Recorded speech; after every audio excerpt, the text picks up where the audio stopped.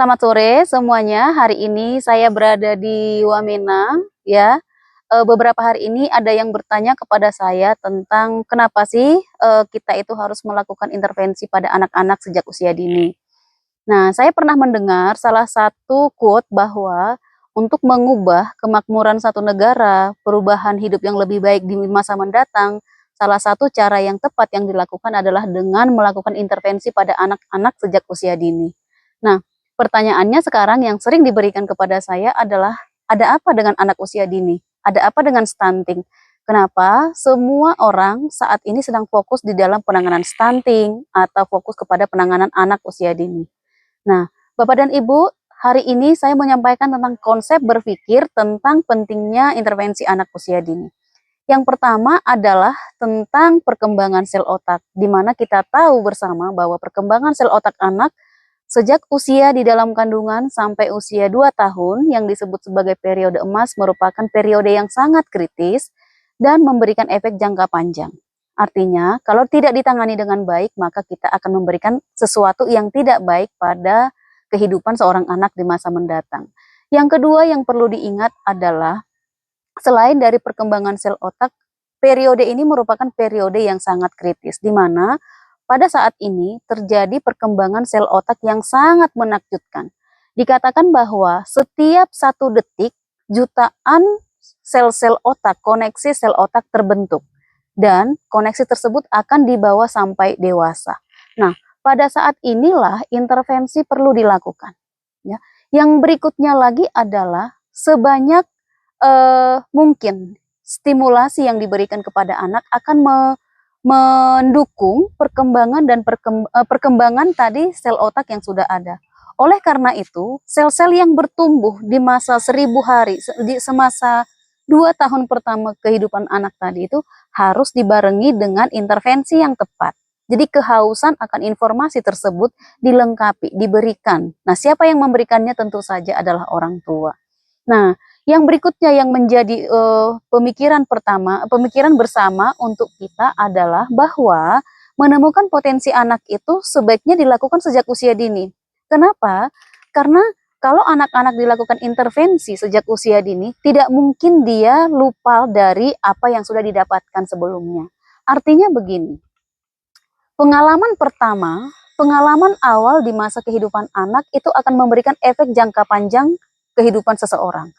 Dan perkembangan sel otak yang menakjubkan tadi, kemudian periode kritis yang sangat maksimal tadi, kemudian apa yang dilakukan di 2 tahun pertama kehidupan tadi memberikan efek jangka panjang tidak serta-merta terjadi seiring dengan pertambahan usia anak. Nah, kita tahu bahwa di usia 2 tahun pertama kehidupan anak sering disebut sebagai periode emas. Emas itu diidentik dengan berharga, mahal, murni, dan bisa saja itu menjadi investasi di dalam satu keluarga. Banyak orang yang menabung emas untuk investasi di masa mendatang. Sama juga, ya, kehidupan seorang anak di masa periode emasnya, ya, merupakan investasi jangka panjang baik satu negara, satu keluarga. Kehidupan keluarga yang sangat miskin dapat diubah melalui anak tersebut. Tetapi dengan cara apa? Dengan cara melakukan intervensi yang tepat.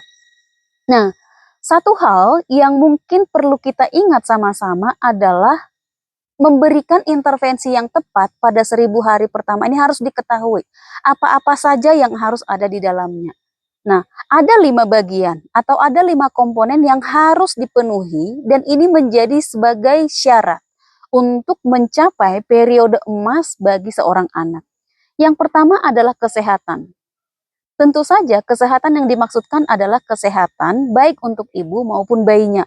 Karena kalau ibunya sakit, dia tidak akan bisa melayani anaknya, memberikan pengasuhan kepada anaknya dengan baik. Nah, yang kedua adalah menyangkut juga tentang kesehatan mental. Jadi kesehatan yang dimaksudkan tidak hanya terjadi pada kesehatan fisik saja, tetapi juga kesehatan mental. Karena kita tahu bahwa anak yang mengalami toxic stress, maka sel-sel otak yang sudah dibangun pada 1000 hari pertamanya tadi akan mengalami keterlambatan perkembangan. Dan tentu saja pada akhirnya efeknya memberikan jangka panjang di mana seorang anak di masa dewasanya akan lebih mudah mengalami stres, mengalami depresi, atau susah untuk merespon satu masalah, ya. Nah, selain kesehatan, komponen yang kedua itu adalah kecukupan gizi. Nah, kecukupan gizi pada anak di 1000 hari pertama kehidupannya ini sangatlah penting. Di mana kita tahu yang tadi tujuannya nutrisi ini adalah untuk menumbuhkan sel-sel otak, ya. Sementara stimulasi adalah untuk memfungsikan sel-sel yang sudah ada. Itu artinya antara nutrisi dengan stimulasi tidak bisa dipisahkan antara yang satu dengan yang lain. Mereka berdua, antara nutrisi dan juga stimulasi, merupakan kaki kanan kaki kiri. Dua hal yang harus dijalankan secara bersama-sama sehingga anak tersebut mengalami kehidupan yang lebih baik. Penelitian mengatakan bahwa dengan anak mendapatkan intervensi nutrisi dan intervensi stimulasi, maka kehidupan mereka akan 25 kali lebih baik dibandingkan yang tidak mendapatkan stimulasi atau hanya sekedar diberikan intervensi nutrisinya saja, ya. Jadi sekarang menjadi tugas kita bersama untuk memenuhi dua hal ini. Jadi tidak puas dengan hanya memberikan nutrisi, ya. Nah, yang ketiga adalah kesempatan belajar, ya. Kesempatan belajar merupakan komponen yang ketiga di dalam syarat mencapai periode emas kepada anak tadi, ya. Mulai dari lahir, mulai di dalam kandungan, anak-anak sudah perlu diajari atau dilakukan stimulasi. Tugasnya atau tujuannya untuk apa? Untuk membuat sel-sel yang sudah tumbuh tadi koneksinya semakin berkembang, ya. Dengan dia terlatih, maka semakin lama itu akan terbiasa sampai dewasa. Pada akhirnya sel-sel yang sudah terbentuk diberikan stimulasi itu seperti tanah yang subur, ditanami benih yang baik dan menghasilkan tanaman yang baik pula, dan hasilnya nanti akan menumbuhkan hasil yang baik, ya. Nah, yang keempat, ya, yang keempat itu adalah tentang perlindungan anak. Tadi di atas kita sudah bicara bahwa perlindungan anak sangat penting. Memastikan anak tinggal di dalam kondisi yang aman, ya, yang nyaman, itu mendukung tumbuh kembang baik.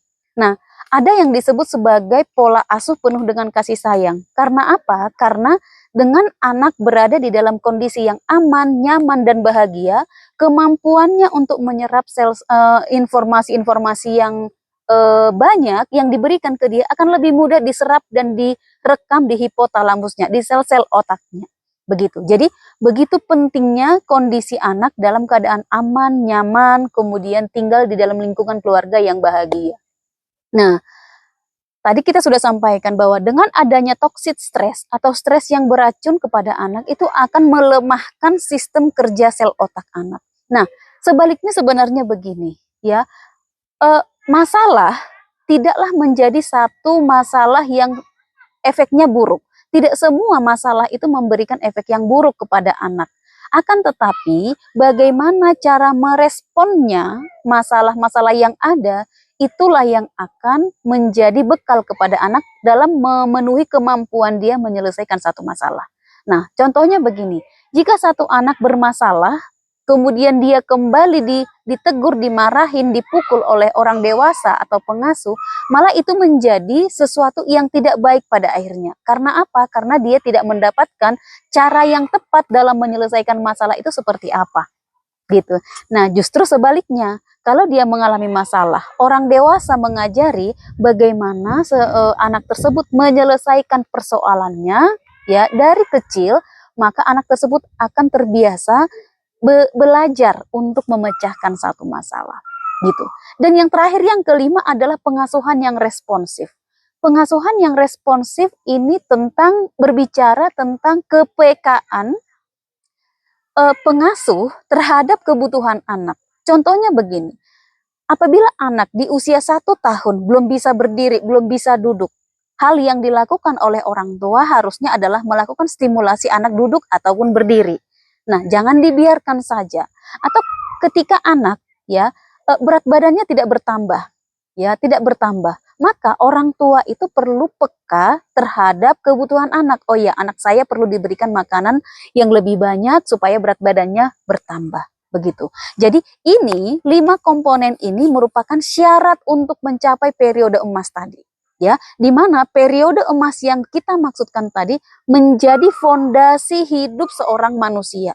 Yang artinya apa? Penelitian itu sangat jelas membuktikan bahwa ya intervensi atau fondasi yang dibangun pada 1000 hari pertama kehidupannya ya 80% akan dibawa sampai dewasa. Artinya apa? Dalam periode kehidupan satu manusia di usia dewasa, kehidupannya, perkembangannya, segala sesuatunya sudah dipersiapkan dalam waktu 1000 hari yang tadi. Ya, sisanya mulai 3 tahun sampai usia dewasa. Sangat sedikit yang diberikan setelah berakhirnya masa periode emas ini. Itu sebabnya dikatakan periode emas. Karena saat inilah waktu yang tepat untuk kita memberikan segala yang terbaik untuk anak-anak kita. Dan itu akan dia gunakan sampai nanti dia dewasa. Nah, pada dasarnya ya terlihat mudah, tetapi pada kenyataannya tidaklah demikian. Kita kasih contoh satu tentang masalah kecukupan gizi. Kecukupan gizi, Indonesia masih mengalami masalah nutrisi yang sangat banyak, oke, yang sangat banyak ya, baik itu overnutrisi maupun undernutrisi atau gizi kurang. Nah, efeknya apa? Tentu saja efeknya adalah kemampuan belajar anak-anak, kemampuan menangkap informasi, stimulasi yang diberikan oleh orang dewasa tidak dapat dicerna dengan baik oleh anak tersebut. Ya, salah satu masalah yang paling banyak saat ini terjadi adalah tentang stunting. Nah, stunting tidak hanya berbicara tentang pendek, ya. Stunting itu adalah gagal tumbuh. Gagal tumbuh yang terjadi pada anak kurang dari 5 tahun atau di bawah 5 tahun akibat kekurangan gizi yang sangat lama, ya, kekurangan gizi kronis dan disertai dengan penyakit infeksi. Nah, kondisi ini ya terjadi di 1000 hari pertamanya ya dan ditandai dengan tinggi badannya tidak sesuai dengan usia. Jadi tidak hanya berbicara soal tinggi badan. Tinggi badan itu merupakan salah satu tanda, ya. Nah, kita harus lihat lagi bagaimana tentang kognitifnya. Kita tadi belajar tentang komponen. Di komponen gizi tadi kita sebutkan bahwa ya, kecukupan gizi mendorong pertumbuhan sel otak. Nah, artinya ketika di 1000 hari ini berbicara tentang pembentukan sel-sel otak, memperbanyak sel otak. Setiap detiknya sel otak terbentuk koneksinya 1 jutaan, 1 jutaan lebih setiap detik. Ya, nah ketika anak tidak mendapatkan nutrisi yang cukup, maka pembentukannya tadi tidak akan terjadi. Nah, kita tahu sendiri pembentukan tersebut dibarengi dengan kecukupan gizi. Jadi kalau saya lihatnya begini, mungkin terdengar tidak nyaman ya, atau tidak semua orang menyukai apa yang saya katakan ini. Tapi begini, ketika menemukan satu saja anak yang mengalami stunting, artinya kita sedang melihat satu kondisi kehidupan anak yang di masa depannya akan mengalami banyak masalah. Ya, kalau seandainya supaya tidak terjadi masalah, tangani stunting segera mungkin. Jangan sampai biarkan dia stunting. Nah, saya baru membaca satu penelitian longitudinal yang dilakukan di beberapa negara di daerah Amerika dan Afrika yang menunjukkan bahwa anak di bawah 2 tahun ya diteliti secara jangka panjang, disebut penelitian longitudinal. Ya, diteliti jangka panjang, mengalami masalah nutrisi, mengalami stunting dan diselesaikan, disembuhkan. Dan pada akhirnya anak-anak tersebut di usia 8 tahun ternyata bisa mengembalikan koneksi dan kemampuan sel otak untuk menangkap informasi. Ya, jika disembuhkan. Pertanyaannya sekarang adalah apakah kita sudah menyembuhkan masalah yang stunting? Dan kita tahu sendiri, stunting itu terjadi dalam waktu yang lama. Terlebih dahulu anak-anak mengalami kekurangan berat badan, underweight. Lama-lama tidak ditangani menjadi wasting atau kurus. Nah, anak kurus lama-lama tidak ditangani, akhirnya dia stunting. Stunting adalah hasil akhir gizi buruk yang dialami oleh anak, dan pada saat itulah kalau tidak ditangani disebut sebagai generasi yang hilang. Jadi saya percaya tidak ada satupun orang tua yang percaya atau yang mau anaknya di masa dewasanya mengalami masalah yang masa depannya tidak baik. Ya, semua orang tua saya percaya mereka menginginkan anak-anaknya sehat, tumbuh dengan baik. Ya, nah Sekarang tugas kita bersama adalah tangani anak dengan baik di dalam 5 komponen tadi. Saya kasih ingat sekali lagi, ya, untuk mencapai periode emas anak dibutuhkan 5 komponen yang harus dipenuhi kepada anak tersebut. Kesehatan, baik secara kesehatan fisik maupun kesehatan mental. Yang kedua adalah kecukupan gizi. Yang ketiga itu adalah perlindungan anak, memastikan anak mendapatkan perlindungan. Yang keempat itu adalah kesempatan belajar kepada anak usia dini, dan yang kelima adalah kepekaan pengasuhan atau responsif. Ya, ini yang menjadi tugas kita bersama, ya.